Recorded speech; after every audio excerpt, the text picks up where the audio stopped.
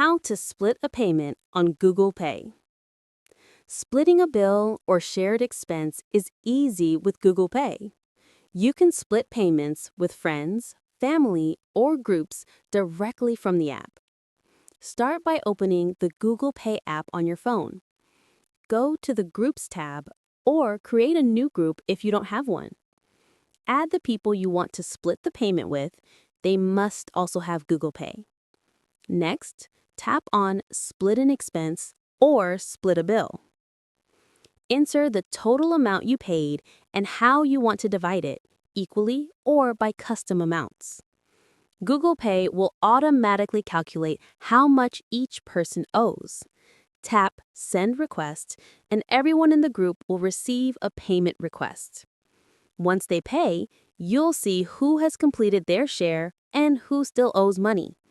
You can also send reminders directly from the app if someone forgets to pay.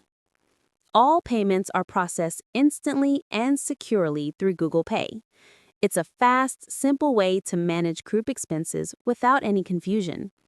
Thanks for watching.